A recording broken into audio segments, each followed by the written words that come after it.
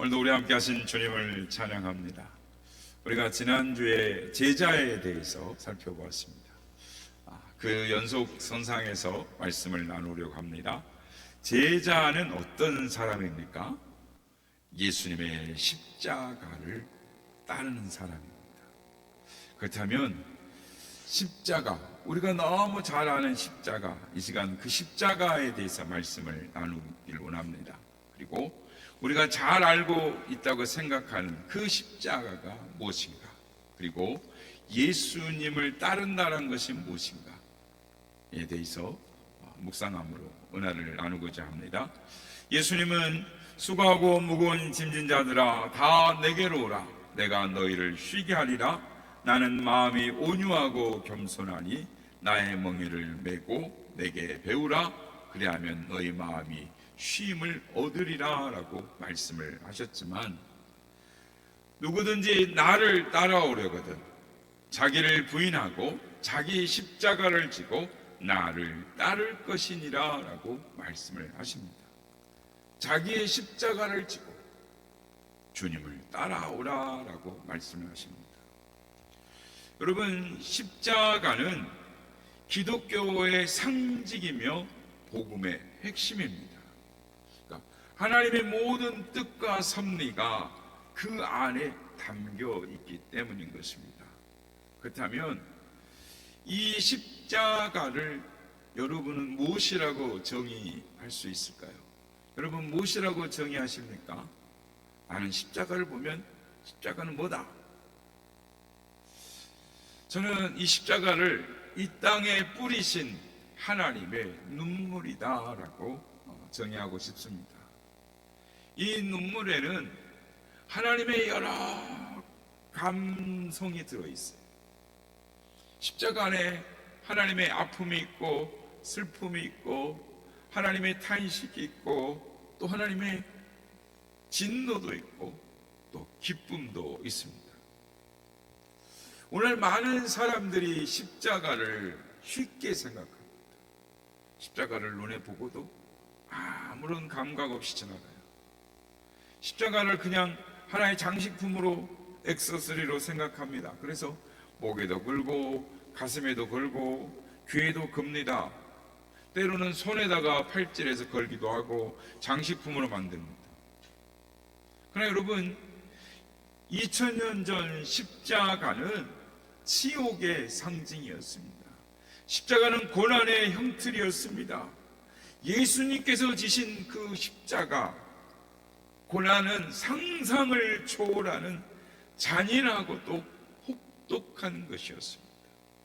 못이나 예리한 동물의 뼈를 깎아서 그것들을 채찍 사이마다 꽂아서 만든 채찍, 그 채찍에 맞으셨습니다.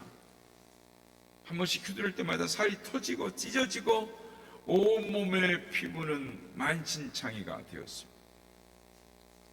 십자가의 무게, 중량을 견디지 못하고 이리 쓰러지고 저리 쓰러지며 올라간 골고다의 언덕길은 주님의 피와 땀으로 범벅되어 얼룩져 있습니다. 큰 못이, 40cm 되는 큰 못이 손과 발을 찢고 들어갈 때, 손과 발에 박히는 그 순간 차라리 지옥의 고통스러움이었을 것입니다. 그런가 하면 죽기까지 따르겠다고 하던 제자들, 그들은 예수님을 버리고 도망갔습니다. 보통 같으면 사람인데 어찌 서운하지 않겠어요? 어찌 배신감이 들지 않겠습니까? 보통 사람 같으면 아마 배신감에 치를 떨어야 했을 것입니다. 십자가 밑에는 조롱하고 침뱉는 군중들까지 있었습니다. 물과 피를 다 쏟으신 후에 그 갈증, 타는 듯한 갈증이었어요. 온몸의 손끝부터 발끝까지 타는 듯한 불붙는 그 갈증, 죽기까지 당하신 주님의 고통, 그 십자가의 고통을 어찌 다 말로 표현할 수가 있겠습니까? 그래서 십자가는 하나님의 아픔입니다. 하나님은 아들이 십자가의 길을 가는 것을, 죽음의 길을 가는 것을 묵묵히 지켜보셔야만 했습니다. 마치 어머니가 자식이 아파할 때 아무것도 할 수 없을 때 그저 안타까움으로 바라보는 그 마음처럼, 아니 그것과 상상도 할 수 없는, 비교도 할 수 없는 하나님의 마음이 십자가에 담겨져 있습니다. 십자가 속에 들어 있습니다. 우리 교회는 이렇게 십자가를 이미지화해서 형상해서 이렇게 디자인화 했지만 십자가를 잊어서는 안 되는 것입니다. 예수님이 십자가에 달리실 때 하나님께서 그냥 지켜보신 것은 하나님께서 능력이 없어서가 아니고 지혜가 없어서가 아니었습니다. 하나님은 하늘의 천군 천사들을 얼마든지 보내 그 일을 막으실 수 있었습니다. 그럼에도 불구하고 하나님은 참으셨습니다. 기다리셨습니다. 사랑하는 아들이 고통 가운데서 부르짖는 것을 그냥 지켜만 보셨습니다. 바로 그 속에 하나님의 위대한 사랑 이야기가 들어있는 것입니다. 그렇습니다. 십자가는 우리를 향한 하나님의 사랑의 증거인 것입니다. 십자가를 통해 죄인이 하나님, 거룩하신 하나님 앞에 나아갈 수 있는 길을 열어주셨습니다. 그래서 우리는 신앙생활하면서 한시도 십자가를 잊어서는 안 되는 것입니다. 십자가를 묵상하고 십자가를 전하는 삶을 살아야 하는 것입니다. 예수의 제자들이 다 예수님의 십자가를 전했습니다. 오늘 본문의 사도 바울은 일평생 십자가만을 전했습니다. 아니, 오직 십자가만 바라보고 십자가의 예수님만 알고 십자가의 예수님만 전하기로 작정한 그 사람이 바울이었습니다. 그는 1차, 2차, 3차에 거쳐 복음을 전합니다. 로마가 지배하고 있는 지중해 세계를 두고 다니며 복음을 전하던 그가 유럽까지 복음을 전합니다. 하지만 그의 열정은 위기를 만납니다. 그리스의 사상의 고향이라는 아테네에서 심각한 위기에 봉착합니다. 예수님을 설명하기 위해, 십자가를 설명하기 위해 그들이 사용하는 언어와 논리를 채택했지만 사람들의 반응이 시큰둥합니다.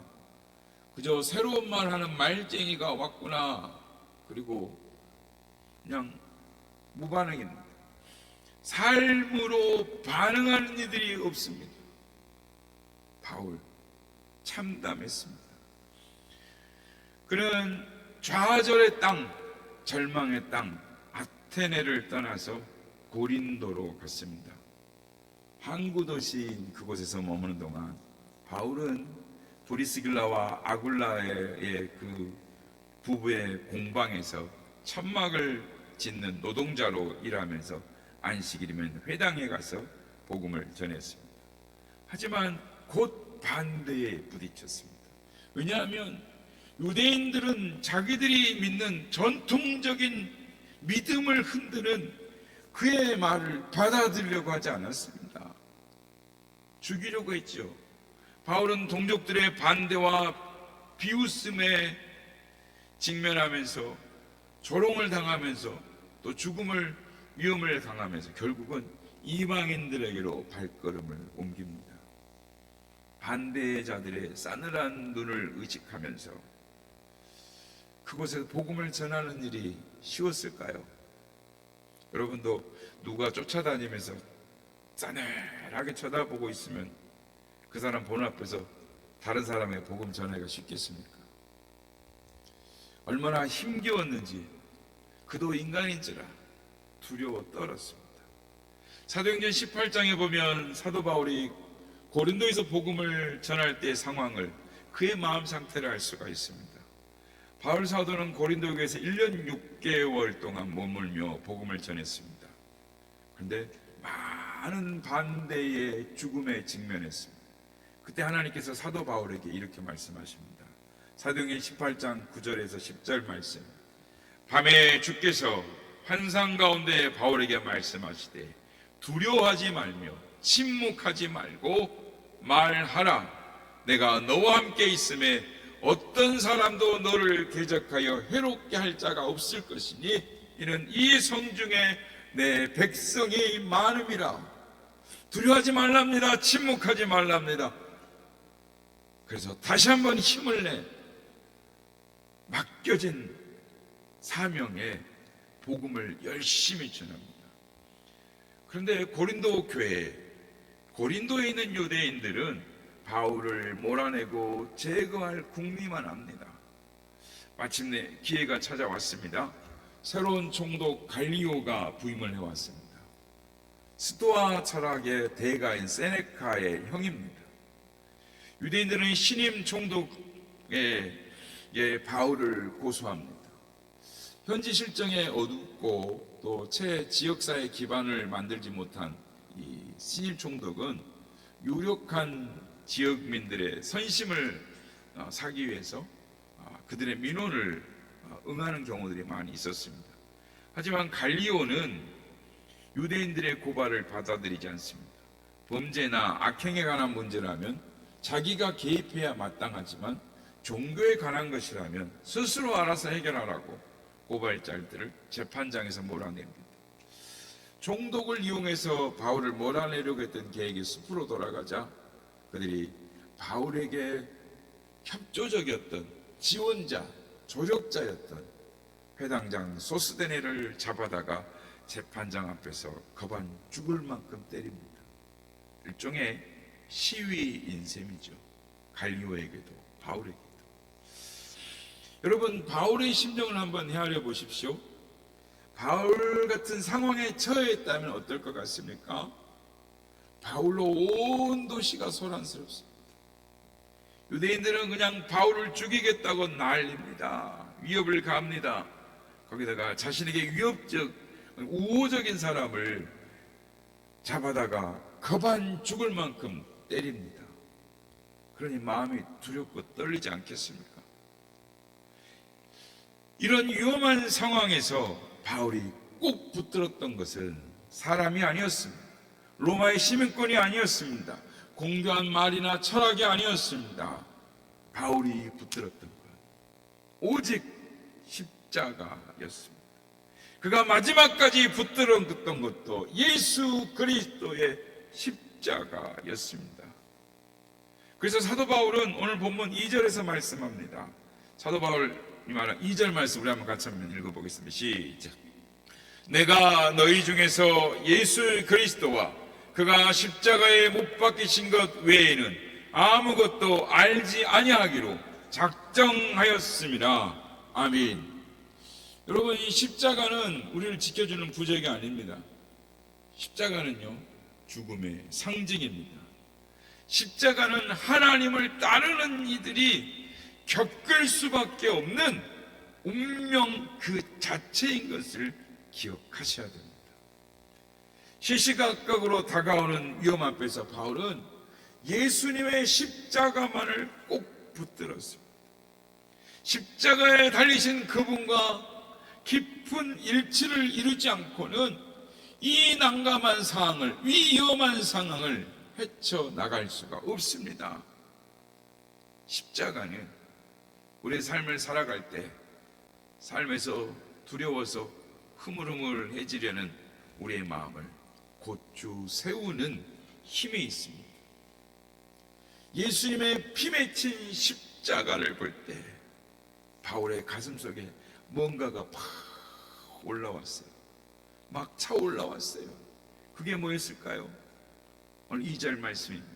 내가 너희 중에서 예수 그리스도와 그가 십자가에 못 박히신 것 외에는 아무것도 알지 않기로 작정하였습니다. 바울의 결연한 각오가 있습니다. 그가 어떤 마음으로 복음을 전했는지 알 수가 있습니다. 바울에게 있어서 예수는 어떤 관념도 사상도 아니었습니다. 생명이었습니다. 자기 안에서 올라오는 생명이었어요. 목숨 걸고 십자가에 달리신 그리스도가 자신에겐 모든 것이었고 나머지는 아무것도 아니었습니다. 십자가는 그의 삶의 중심이고 우주의 중심이었습니다. 여러분, 우리의 마음속에 십자가가 바울과 같이 느껴지십니까? 여러분, 이 십자가에 달리신 분, 그분을 안다는 것은 그에 대한 정보를 안다는 것이 아닙니다. 안다는 것은 속을 아는 게 진짜 아는 것이죠. 그분을 닮아가는 것이 진짜 아는 것이죠. 바울은 예수님의 그 비산한 마음, 십자가의 죽음을 통해서라도 전하시고 싶으셨던 그 주님의 진실이 무엇인가, 그것에 집중했습니다. 십자가에 달리신 그분밖에는 아무것도 알지 않기로 작정했다라는 것입니다. 그 집중된 마음에서 능력이 나오는 것입니다. 세상에 어떤 것으로도 막을 수 없는 힘, 세상을 이길 수 있는 힘이 어디서 나오느냐? 십자가에서 나옵니다. 십자가를 붙드는 우리 모두가 되시길 예수님의 이름으로 축복합니다. 여러분, 오늘의 교회를 생각하면 어떻습니까? 교회 참 암담합니다. 한마디로 말해 오늘의 기독교는 세상을 초월의 방향, 영적인 세계, 하나님의 선하신 방향으로 인도하는 것이 아니라 세상의 걱정거리가 되었습니다. 조롱거리가 되었습니다. 어쩌다 이 지경이 됐는지 모르겠습니다. 물론 세상의 빛과 소금으로 살아가는 목회자들도 있고 교회도 있습니다. 하지만 세상 사람들의 눈에 비친 교회, 기독교는 지금 총체적인 위기에 있습니다. 어느 교회를 자랑할 수 있겠어요? 자, 여러분이 어느 교회를 봐라. 세상 사람들아, 어느 교회를 봐라. 어쩌다 이 지경이 됐을까요? 조금 거칠게 말하면 오늘의 교회는 부와 권력에 도취되어서 예수를 침묵시켰습니다. 무엇보다도 길을 잃은 목사들의 죄가 큽니다. 하지만 평신도들도 예수님을 따르기보다는 예수를 믿는다는 고백에 안주하고 있다라는 것입니다. 제가 디트리히트 보네포 목사님 이야기를 많이 합니다. 1928년 12월 11일에 행한 강연이 있는데 그가 한 주제가 뭐냐면 그리스도는 대다수의 그리스도인들의 삶에서 추방된 상태다라고 말합니다. 무슨 말입니까? 종교는 주일 오전으로 추방되었고 우리는 몇 시간 동안 그리로 물러나 있다가 곧바로 자기 일터로 돌아간다라는 거예요. 이 말의 의미는 그리스도인들이 종교인 되는 것은 일요일에 교회 가는 그 시간에 몇 시간밖에는 안 된다는 거예요. 교회 밖을 벗어나면 그리스도인은 없다. 신앙이 삶에 깊이 스며들지 못하고 있습니다. 철저하지 못한 믿음이 문제인 것이죠. 일상과 분리된 신앙이 오늘 한국 기독교의 원죄인 것입니다. 여러분, 기독교인이 된다는 것, 그리스도인이 된다는 것, 제자가 된다는 것, 가정과 학교와 일터와 교회와 또 아는 지인들과 벗들과의 만남에서 이루어지는 공적 혹은 사적인 어떤 만남과 공간에서도 우리는 하나님의 형상이고 우리는 하나님의 일꾼임을 명심하고 살아가는 것, 그것과 뗄 수가 없는 연결되어 있는 것입니다. 그런데 오늘날 교회가 또 신자들이 지리멸멸을 면치 못하고 있습니다. 그 이유는 십자가를 버렸기 때문입니다. 멸시천대의 십자가는 주님께 맡기고 전기 영광 모든 권세는 우리가 누리려다 보니 이 지경이 된 것이죠.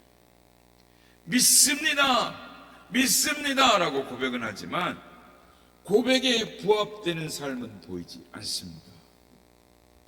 예수님의 피가 우리를 구원한다고 말하면서도 예수의 피가 한 방울도 자신의 혈관 속에 도는 사람처럼 살지 않는 것입니다. 여러분, 우리 마음의 지성수를 한번 살펴보시기 바랍니다. 여러분 마음의 중심에 무엇이 차지하고 있습니까? 돌아보시길 바랍니다. 아무것 가진 것 없었던 예수님은 자신의 삶을 온전히 하나님의 일에 바치셨지만 우리는 뭐라 그러죠? 돈이 없어서, 시간이 없어서, 일할 사람이 없어서 아무것도 하지 못한다라고 변명을 하는 것입니다. 이웃을 자기 몸처럼 사랑하라라는 말씀은 잘 알지만 가련한 이웃을 향해서 한 걸음도 앞으로 나아가지 않습니다. 신앙은 습관일 뿐 삶의 중심이 아닌 것입니다. 오늘 말씀을 묵상하면서 함석권 선생님의 긴 시가 있습니다. 장시, 흰손이라는 시가 있는데 그 시를 읽고 또 읽어보았습니다. 함석권 선생은 무서운 꿈을 꿨다라고 말하면서 자신의 시를 시작합니다. 그리고 그 꿈속에 들어서 영혼의 문이 열리고 그 가운데 하나님의 보좌가 보이기 시작합니다. 그날 그 보좌 앞에 한 사람 한 사람 하나님 보좌 앞으로 불려 나갑니다. 그리고 육신의 장막 속에서 사는 동안에 그가 한 대로 갚으시는 그 날을 봅니다. 그 시가 이렇습니다. 자, 앞에 한번 보여주시겠어요? 자, 흰손 함석헌입니다. 제가 읽어보겠습니다.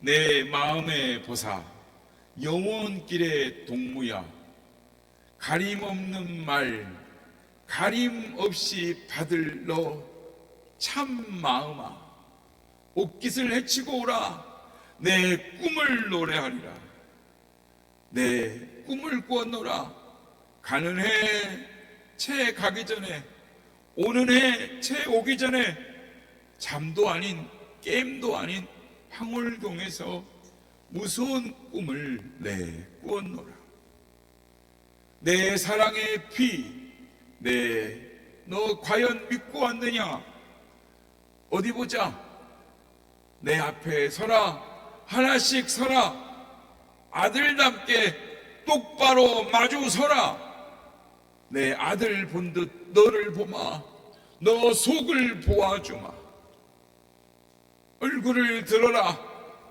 내 아들의 입맞춘 너 눈동자를 보자 손을 내밀어라 그 피를 움켜 마셨을 그 내 손을 황송하옵니다 어찌 감히 드리오리이까 한 것 하나 없고 오직 이름 믿습니다 값없이 그저 주시는 아버지라 해서 왔습니다 피는 들었다면서 네 손이 희구나 네 입술이 그늘에 시드는 나뭇잎 같구나 네 저는 아무것도 없습니다 십자가만 믿고 왔습니다 이것만 가지고 가면 그저 살려준다 해서 그저 이 증명의 표만 얻어가지고 마음 놓고 왔습니다 누가 그러더냐 누가 네 믿음 보장하더냐 한다더라가 뭐냐 이거면 된다는 증명 누가 하더냐 내 한 것 못 믿어온 듯 또 다른 증명 드는 놈이 어떤 놈이 하더냐 나 아닌 지은 나 아닌 어떤 놈이 네 마음 감히 안다더냐? 알아서 감히 믿음이고 무덤이고 이름 짓더냐? 너희끼리 사사로이 주고 받을 마음들이더냐?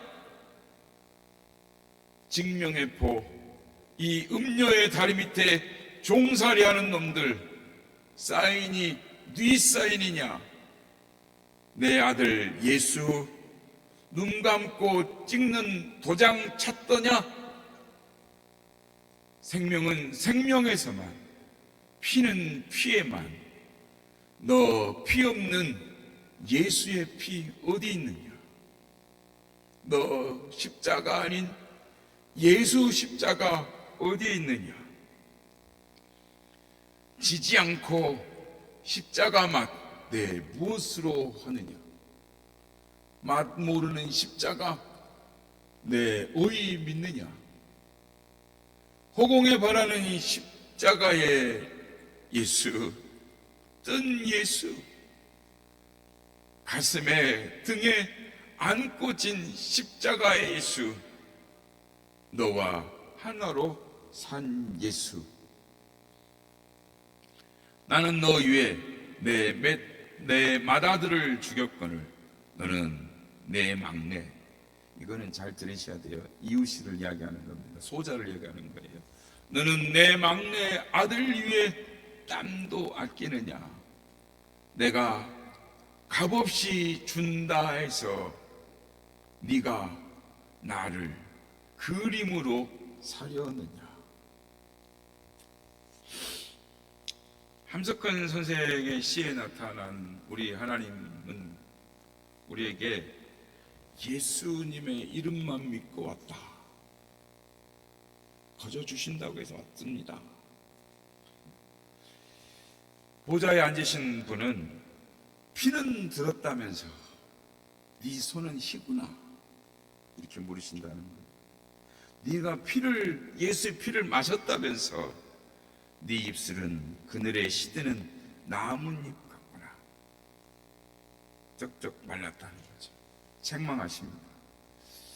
자기 피 흘릴 마음은 조금도 없이 예수의 피가 구속한다고 믿어온 사람들에게 하나님이 재차 물으시는 것입니다. 네가 만일 그 피를 마셨다면 왜 내 살을 먹고 내 피를 마셨더니 않냐? 그렇다면 지금 그 피가 네 혈관 속에, 네 속에 있을 거 아니냐? 네 살에, 네 뼈에, 혼에 오래 배어 있을 거 아니냐? 넋 빠진 채 우리가 당신을 믿지 않았습니까? 라고 변명하는 이들에게 보좌에 앉으신 분이 분명하게 말씀하십니다. 믿어? 너희가 믿었느냐? 내 뜻대로 살았느냐? 나는 영원히 일하는 영, 사는 영, 흰손 가진 너를 모른다. 이렇게 말씀하신다라는 것입니다. 믿음을 노름으로 바꿔놓은, 그걸 신앙이라고 생각하는 흰손의 아니란 신자들을 하나님은 나는 너를 모른다 라고 말씀하신다는 것입니다. 성도 여러분, 오늘 한국교회가 또는 우리에게 정말 필요한 것은 십자가 정신을 회복하는 것입니다. 그게 기독교의 근본이기 때문입니다. 그래서 이런 말이 있습니다. 십자가 없는 기독교는 둥그런 사각형이다. 둥그런 사각형이 어디가 있겠습니까? 모순이라는 것이죠. 여러분, 십자가는 목에 걸고 다니는 장식품이 아닙니다. 십자가는 삶인 것입니다. 참을 살리고 이웃을 살리기 위해 피를 흘리는 것, 그것이 십자가입니다. 그 근본 정신을 잃어버린 것을 누구보다도 먼저 알아차린 것은 교회 밖의 사람들입니다. 그들은 우리에게 예수의 향기가 나지 않는다라고 맡을 수 없다라고 말을 합니다. 그건 무슨 말입니까? 우리가 가짜라는 말입니다. 변명의 여지가 없습니다. 조화에는 향기가 없듯이 그렇습니다. 그러므로 우리가 주님의 제자로 산다면, 제자로 살기를 원한다면 우리는 엎드려 울어야 하는 것입니다. 우리 부끄러운 참상을 주님 앞에 솔직히 내어놓아야 하는 것입니다. 그렇습니다. 모든 새로움의 시작은 자기의 참상을 아는 데서부터 시작되는 것입니다. 그리고 주님의 마음을 기준 삼아 우리의 마음을 조율해야 하는 것입니다. 나 좋을 대로 살던 삶을 주님 뜻대로 사는 삶으로 옮겨가는 것, 그것을 회심이라고 합니다. 여러분, 우리는 진정 회심했습니까?